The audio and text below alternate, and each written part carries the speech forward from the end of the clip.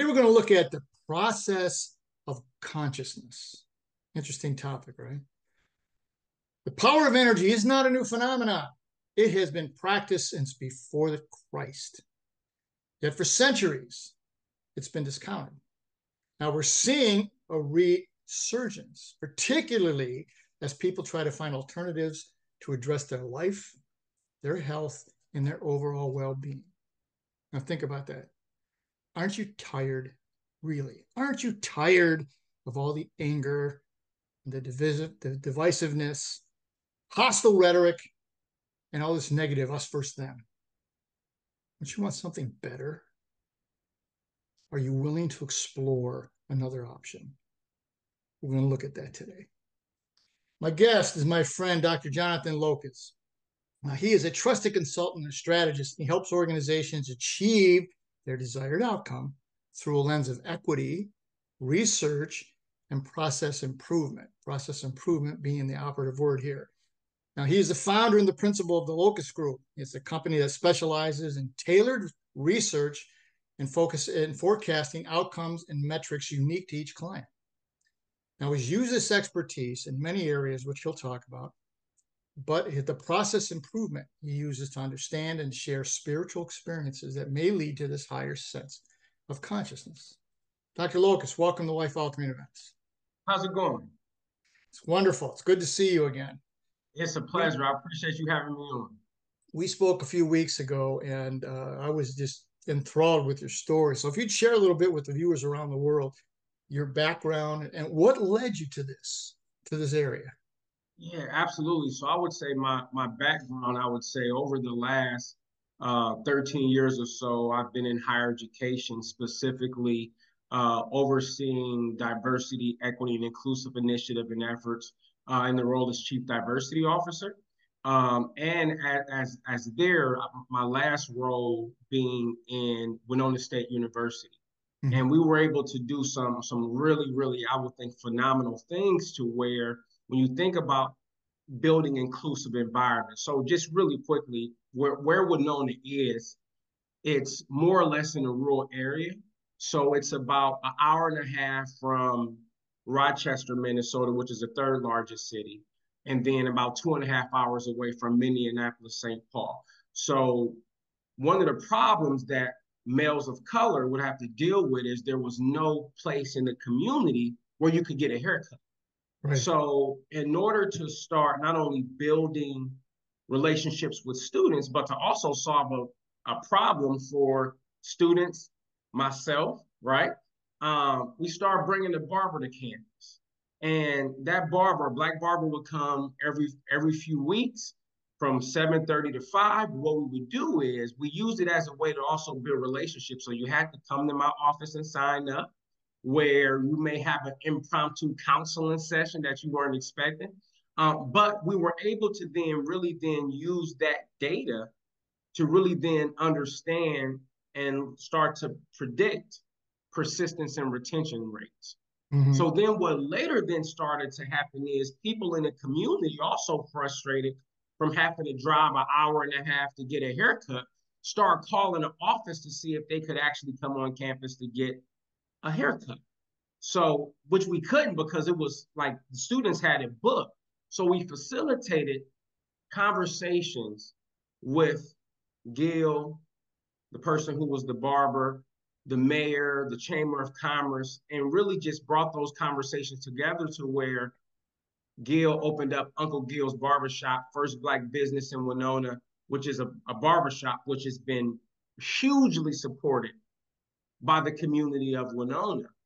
So I was already doing a lot of that. I was already with that, had already been doing different types of research. And my goal is when I go places to make an impact, but to also be able to move on and progress in a space to where I feel as though that I can do what I'm kind of called here to do. So I ended up doing going full time with doing research. Some of the research we do, I'll share kind of really briefly. We're a lot of times we'll say predicting outcomes, but a lot of times we're getting paid to disrupt consumer behavior outcomes or disrupt how particular things are going. And this can show up in a lot of different ways. Some of the things we do it is in legal cases. So for example, there's a particular case to where there was a bank that was being sued, and we never know who we're working for. We never know whether we're working for the plaintiff or the defendant. However, for this particular case, as we're looking, we notice that it's a female banking attorney. Now, just knowing that there's necessarily not many female banking attorneys, just like there's just not as many Black male PhDs. So a lot of times, of course, there's biases that if somebody may not maybe look how you maybe think they should look, then bias can set in. So having experienced that bias before in a number of different places, I was curious as to what the person looked like. So they send over a picture of what the person looked like, and my first inkling was, okay, she doesn't fit the profile of what a banking attorney looks like. Just like I may not fit the profile of what a PhD researcher look like. So then the question becomes, what does a banking attorney look like? So then we were in focus groups to really see what people believe are the physical demographics of what they believe a banking attorney would look like. And we did this in correlation to the demographics of the juror, because we knew exactly who was serving on the juror. So we were able to get very, very specific to see who thought what. But essentially, people came up with responses like tall, white guy, pinstripe suit, cul-de-sac, bald with the hair on the side, all of these different things. So we get to a point to where they actually wanted to meet with us and talk with us. And they thought the research was great. They're complimenting us. And then they're kind of like, well, we're going to take your advice and keep her doing all the work. She was by far the smartest person there. But we'll keep her working on the case and put the gentleman who looked like that at the front of the case. I'm like, well, you can't do that, because then you're just not only promoting a false stereotype, but just imagine how she'll feel knowing that she has the intellect, right? The cognitive ability to be able to do it, but because she doesn't look a certain way, she can't. She needs to stay out the front of the case. Get like six or seven of those guys who look like that, just pass paperwork back and forth. And after about a year and a half, they closed that case up in about 4 months. Wow. It's amazing. All of the biases that come into play just on expectations. You have no idea of the capability or the quality of the individual, but you just see, oh, they don't fit, they don't look right. That's flat out wrong. And the thing I love what you did with the barbershop is I grew up in Western New York, and we were separated by ethnic groups. So yeah, the German, the Polish, and the Italians, the blacks, the African Americans, and the Puerto Ricans all live in the same district, right? Because we came last. Right. And barbershop in the African American community it's the gathering place, correct? It's the place where social events and discussions and stories and traditions are all passed on. Absolutely. So well, and I would say it's a place too that, you know, when you get into like when there was mass incarceration, right? When you look at like the crack epidemic versus cocaine, all of these different structures, but you look at the impact that had on Black and brown neighborhoods, Black and brown families, to where there were generations of fathers that were taken away and put into prison. So then barbershops for a lot of those communities became like that place of solace, that place of mentorship, where you could go, you could learn, you can talk, and be able to see positive male entrepreneurship, positive male role models. So it really became a space that became a real cultural enclave for our community. That's outstanding. Now, these are some amazing stories. So how did you move from a jury consultant, in effect, as you started this move into spirituality? What triggered that? Yeah, so I would say it was really the culmination of a few different things, and I feel comfortable saying it now, but even at this point, I was really wrestling to where I was looking for certain things that I couldn't necessarily find in historical biblical texts and work. And for me, the way I was raised, I grew up, my father's a Pentecostal bishop, that everything that I'm supposed to go to is the Bible. Right. This is what I'm supposed to be doing. This is the only book. Anything else, you're going to hell. So I this is what you understand. need to be doing. Yeah. So and again, I'm being honest. I'm of course right, and I'm just talking about my experiences. So actually, I was ended up coming across, and there was a lot of these things that were happening, and I would say simultaneously. But I ended up coming across a book called The Law of One, which this book that really impacted me, and which I thought really filled in a lot of the gaps of questions that I had that those historical biblical texts did not answer for me. And I would say too, I ended up while in my work as the chief diversity officer at Winona State, I had an opportunity to work with indigenous people. And one of the elders there, we were doing a circle, and he started to talk about how the star system, their particular people are from, how they got here, and particularly for me, and I would say even for my friends who are Black African Americans, that from being taken from Africa to here, we don't know what country we're from, Right. what particular country we're from in Africa. So that historical context and things of what we were doing when we were we don't have that. So for us, a lot of our story starts with, or how we've been taught starts with slavery, and you kind of just work your way up.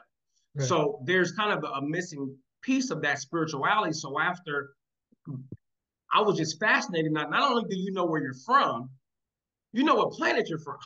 So it blew my mind. So I go up to him afterwards and I'm like, is there anything that you can share with me or that I can read that wouldn't be an infringement upon your people? And he's like, well, yeah, I can share with you some stuff, but do you know why you're asking me that? And I'm thinking like, well, yeah, because I like to read. And he's like, you don't know your own spirituality. Ah, And it hit me. He was 1,000% right. And it got me thinking, okay, what is my spirituality? And so then I kind of went over a course of different things of understanding spirituality, understanding consciousness, and what are different ways I can experience higher levels of consciousness on my spiritual path. So the two kind of start to converge for me. right. Wow. That's incredible. I've heard you say, Dr. Locust, some people are spiritual beings living in a human experience, and others are human beings living a spiritual experience. Expand on that, if you would, please. Yeah. So I would say, that for one, that there's there's a recognition in that we're all spiritual beings. We're all reflections of the one creator. We're all connected. So even me and you, we're a reflection of each other's. However, we sometimes us as spiritual beings who are incarnated in this life, um, we don't necessarily have a grasp or a perspective of spirituality. So we're these spiritual beings who are then living like a human life because we're kind of bombarded with the things that are happening on a regular basis, which bills, maybe conflicts at work, just trying to figure life out. However, there are humans that are living in a spiritual experience. And I put myself in that category again as a spiritual being. I know I'm here as a human at this time, but I'm also living a spiritual experience in this human body, this human life. And the techniques that I do, the tools that I use, then help me then to be in a human life living in a spiritual experience. Mm-hmm. Wow. Now we've heard all kinds of terms are coming up now because I think there's an awareness here in the post-COVID world. hey, there's got to be something better than this. And I think more and more people are saying, we got to find something here. There's got to be more. And we're hearing terms like quantum physics and quantum spirituality and force multipliers and harmonic conversions and increasing the cosmic energy. It can be very confusing if you're trying to find your way. How do you explain this when you do all these workshops? How do you explain these things to people? Yeah, yeah. And I would say like where what I've learned so far, right? Because what what my learning has taken me is like this learning just doesn't stop, and Right. we are citizens of eternity. And on that path of citizenry, we're learning. We're continuously learning and evolving. So I would say on the basic level, I would say everything is love, everything is pure motion. And you would find correlations to that with quantum physics, everything being the motion or the wave function, or even like even religious or spiritual perspectives, everything being love, God is love. So there, I think there, when we look at it, everything is love and vibration. And when this love continuously vibrates, it creates a photon. And a photon, as we know, is the basic particle of light. And with added vibrations and rotations, a lot of these photons then condense down to the planets, the star systems, and things that we experience. And this then continues on to produce what we're in space time, right? Where right now we're in space Mm-hmm. time, the physical, and then there's time space to where that's the metaphysical. Mm-hmm. And as these then what's happening there's a cosmic clock, and as these rotations increase in speed, that then bears way to a different laws of physics. So then with increased vibrations, there's higher vibrations of love. And with these higher vibrations of love, then there are more of a realization of things that are happening, that people are either maybe starting to become more spiritually curious about certain things, or weren't, or kind of curious about these things because there are increased vibrations of things that are actually that are happening. And then one thing I'll just say too, for me, a framework of how beings progress spiritually was very, very important to me. So from growing up, thinking about, okay, being in this particular religious context, anything outside of this is wrong. Right. Then as I started to meet people who were not of my religious beliefs, but were some of the best people I ever met, I couldn't wrap my head around. So then what is a system that then allows or kind of helps progress people forward? And it's our chakra system. So then when we look at then the different speeds of electrons, protons, and increased environments, our chakras and our energy centers become parallel to the different environments we experience spiritually. Mm-hmm. First density, red ray. Second density, orange ray. Third density, yellow ray, which we're in now. And then we're moving forward to fourth density with increased vibrations.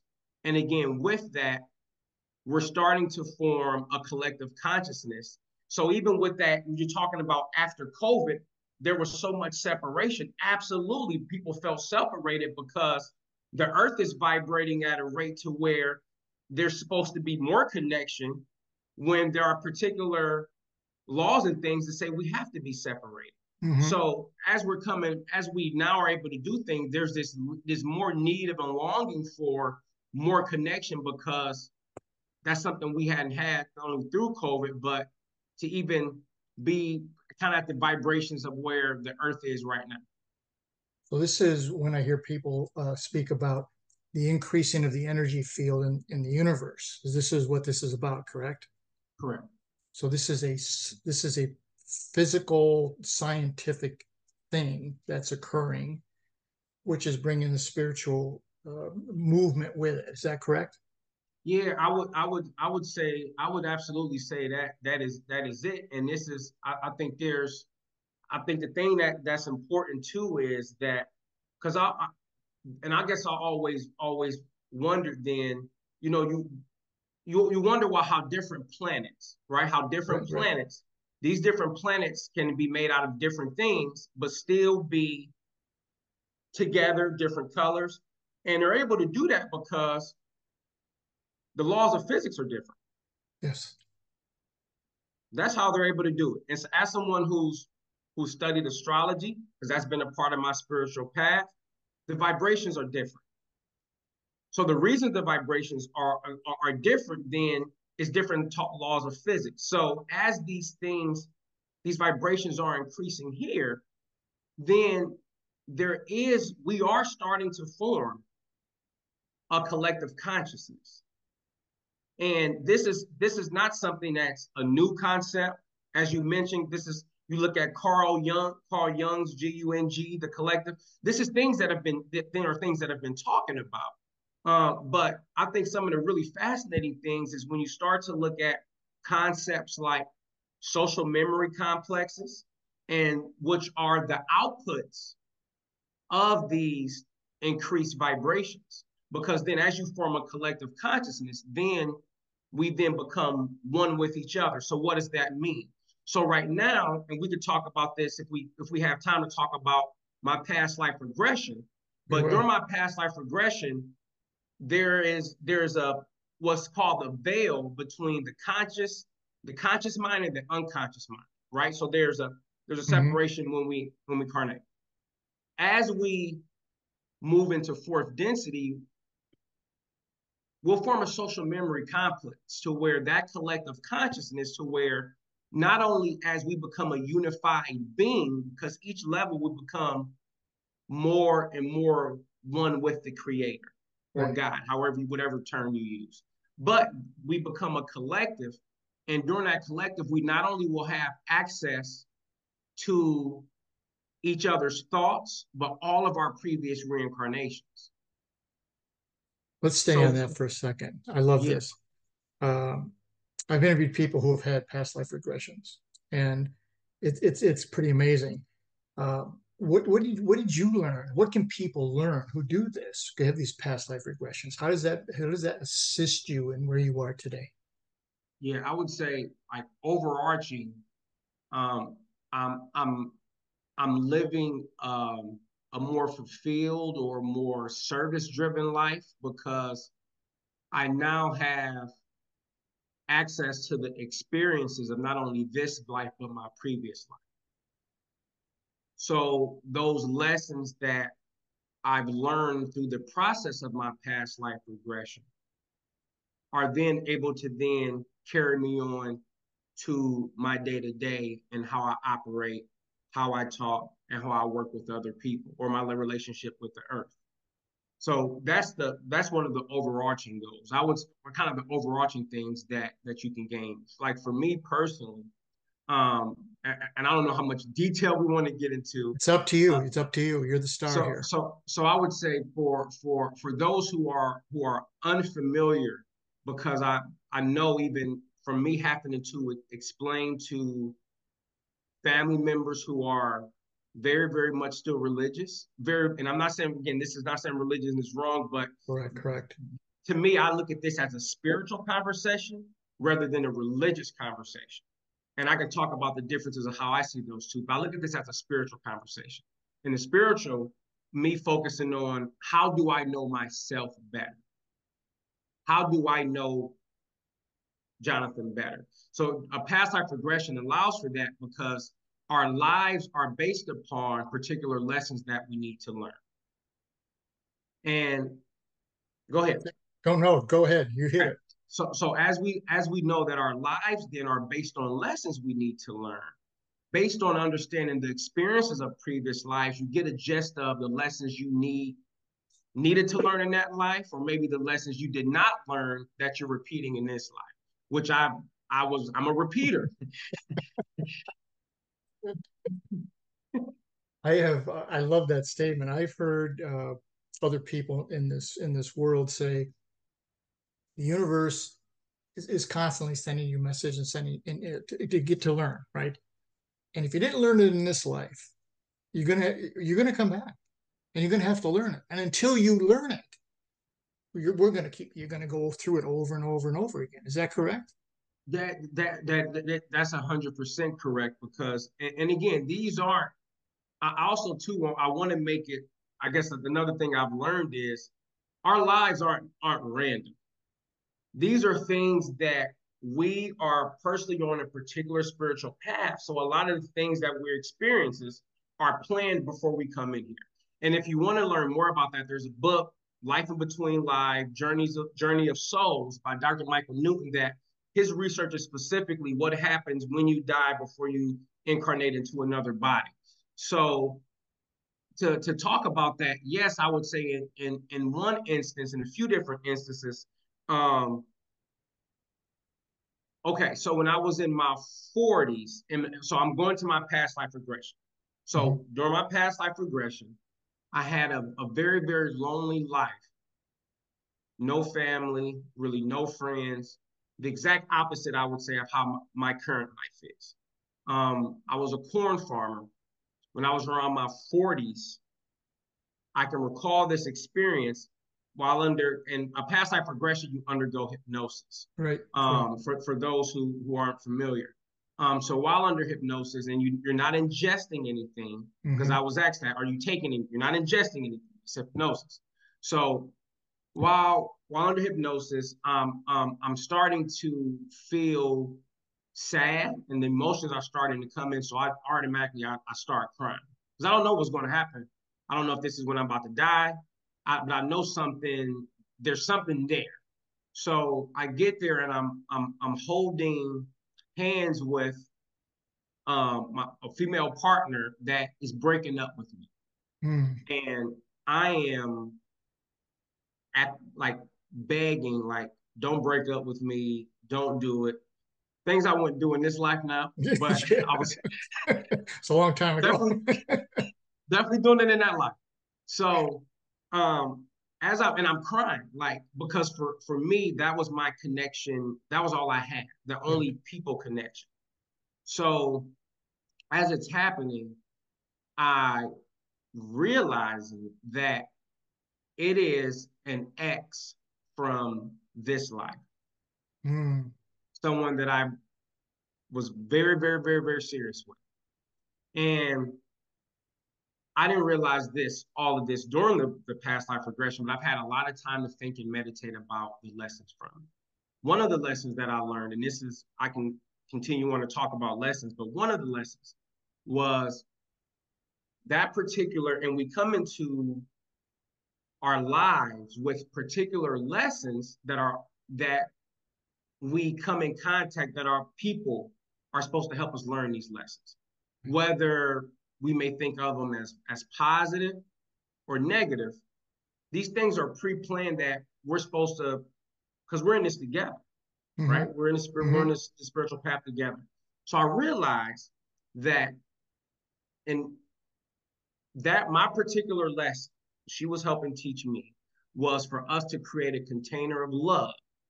Then for us to be able to separate, and for me to be able to find solace and peace being in solidarity, being alone. Wasn't able to do it in that life. So I had to repeat it in this life under different circumstances.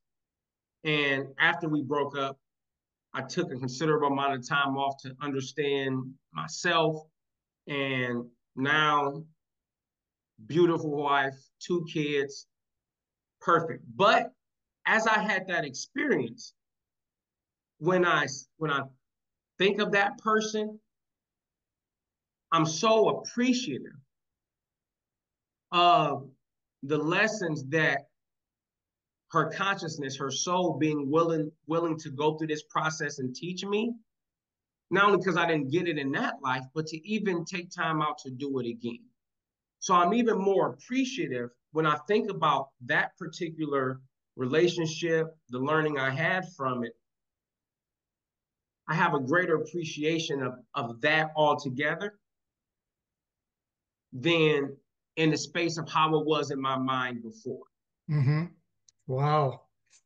That's interesting. I've heard of Dr. Locust, I've heard people say soulmate, a term that I hear quite a bit.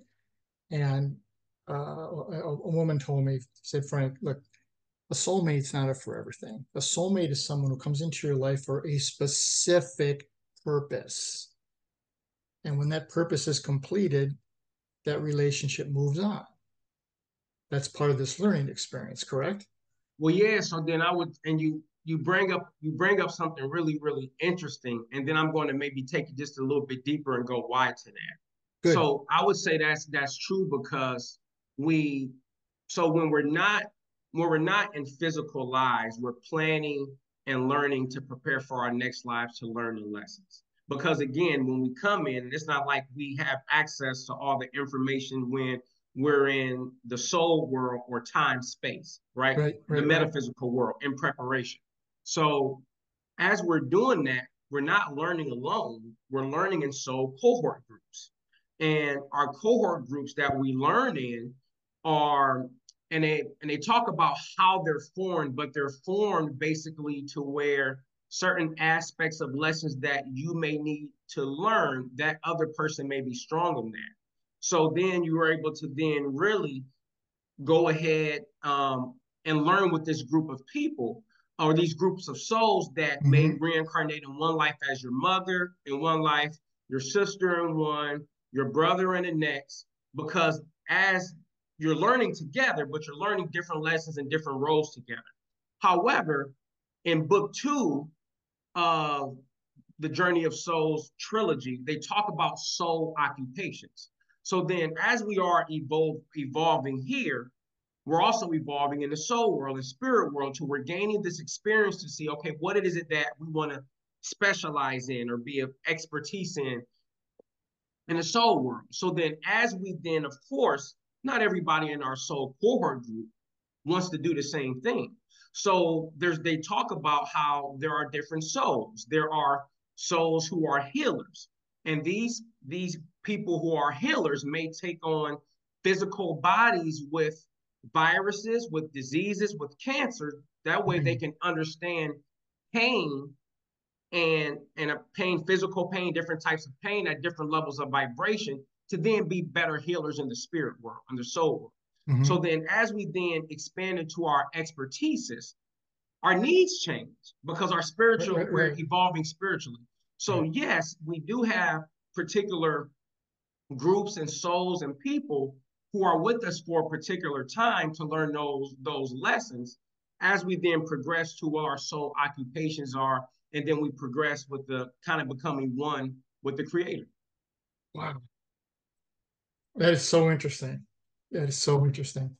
Now Well, you touched briefly. Go ahead, go ahead. I was going to just mention one thing because I want you to come back to that. And during that process, I realized what my soul occupation is, and I realized that I'm what would be categorized in that book as a harmonizer soul, being Mm-hmm. able to go and kind of, and I've been doing it all my life. I used to throw parties in college. So I used to do like being able to bring people together from different things and harmonize particular environments. And as I became conscious of this, I've realized, okay, my harmonization goal, mission of being here is to be able to harmonize higher vibrational spiritual principles, concepts, into environments where they lack. That is interesting. That I love this. I love this conversation. Now, earlier we touched a little bit on religion and spirituality. There seems to be a conflict in this. Okay, and you mentioned a little bit about it. How do you explain? Because there's some really hardcore. It's religion, right? Yeah. But maybe it's not. So how do you differentiate that? Yeah. So for me, and it was, I gotta say it was it's been a journey trying to figure out how, Mm-hmm. right? Because um, I grew up in a time where, I mean, we were at church 7 days a week growing up. I was in all the choirs. I was on the usher board. Anything you can think of that had to do with the church, I was really involved in, to where it was, I mean, it was our life. That was what my father did full Right. time. That was our life. So for me, even getting to the point of allowing myself permission to read something that wasn't biblical was that first step for me, of understanding that, okay, there's these kind of religious context, but I was then, again, I had those questions. So for me, spirituality has really been more evolution of self, Good. right? Internal evolution, because what I have found and what I have seen is there becomes a lack of reliance upon oneself. Mm. And I think that um, one major difference I see is spirituality, and this is whether you're looking at it from a number of different like contexts, whether it's Kriya Yoga. I mean, there's a lot of different spiritual perspectives that will say this, that we're in the process of becoming God, because we are God. We're reflections of God. We're reflections of each other. So if we're all reflections of the one creator, then that makes us pieces and portions of the one creator. So it's something that you're seeking within. Then from the religious context, it's something that it seems that it's more of an outwardly seeking something that I want to become more like something, God, opposed to maybe a realization that I am that. Uh, And that has been, and so these, of course, these aren't Oxford definitions, these aren't Webster's dictionaries, but these are my experiential definitions of how I still try to navigate what they mean, even though I still have family members that are very, very, very much, tied into the church, that are like, what are you talking about? So it's ongoing, but this is how I have been able to at least balance the terms of what they mean to me. I love that answer. I grew up Catholic, and it became quite a challenge growing up, the same as you, right? Yeah. Well, what do I do here? The religion was, this is how you live. These are the rules you have to go by. This is what you have to believe, right? And you start questioning it. And I was a medic, and near the end of the Vietnam War, and I was thinking, no, there's something missing here. Something's missing here.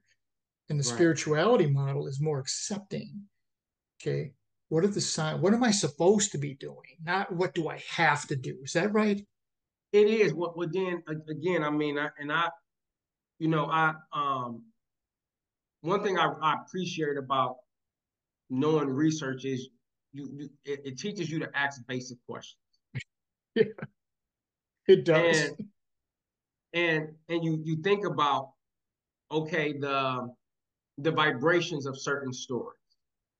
Do these sound more, and again, not saying everything has to be roses, but when you think about what actually sounds or feels, because for me, I certain things that I was learning didn't feel right. Right. It Exactly. didn't, like, and then with that feeling, where does that come from? Well, with seeking, you start to really know there's a whole, we have guides and things that help us along the way, right? So Yes. Yes. we're not in this alone.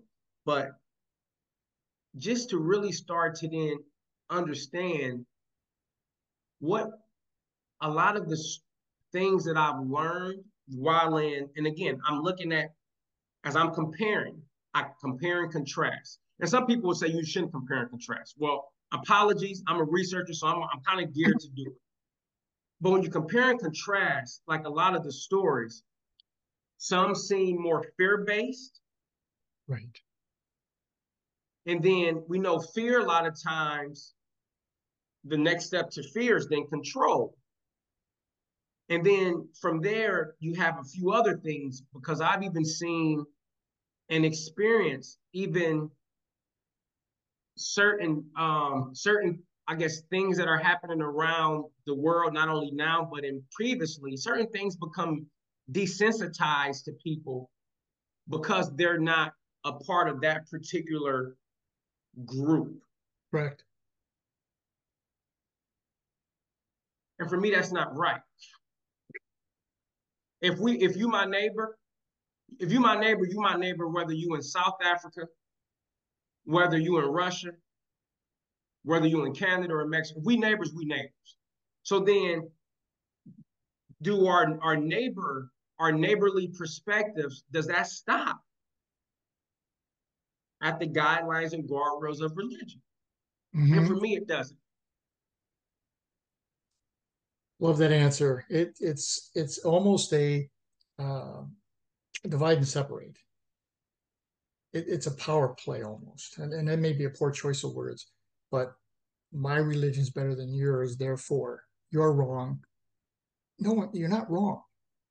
You're just looking at it from a different perspective, and you're choosing the path that fits for you as opposed to the path that there's someone is telling you. And then who's telling you this? This is not a spiritual. This is a man-made thing, correct? Yeah. Well, not only that too, but then when you think about this in a larger context, what if you're a Christian in this life and maybe been Muslim in a previous life, Mm-hmm. or myself? And I didn't realize, and I didn't even go to the detail of when, from my past life regression, of when I died in my 80s, no family and friends. As I was ascending upward and looking down at myself, that's when I realized I was white in that Wow. particular life. So, and then when you listen to stories, which I've had the privilege and honor of meeting other people who have past life regressions. A mentor of mine who's a white Irish Ph.D. can talk about being on a slave ship and being Africa on the way to he didn't even know where he was going. Or white guys, another white guy being Arabic and teaching Muslims teachings, but being Buddhist in his life. And these people aren't crazy. Yes, I understand. And I know you know that, but that's not an argument, right? So Right. I think when we start to then look to see that our experiences are based upon lessons that we need to learn to progress spiritually, it's a different way to look at it. But when you look at it, when you can look at it from that way, it opens up to a new ways of thinking. New ways of thinking. This is tremendous. This conversation can go on for hours, Dr. Locust, but we're just about out of time. What last words do you want to leave with the viewers around the world today? Yeah, I would say maybe two things. For one, um, what find your spirituality, whatever that means for you, and that's gonna mean something different from what it may mean to your family member, to a cousin. It's gonna mean something different. But if you, one thing is if you ask yourself, the answer will come to you. So find your spirituality. And secondly, I would say that if you want to feel more connected, or sometimes when you feel lonely, just think about that.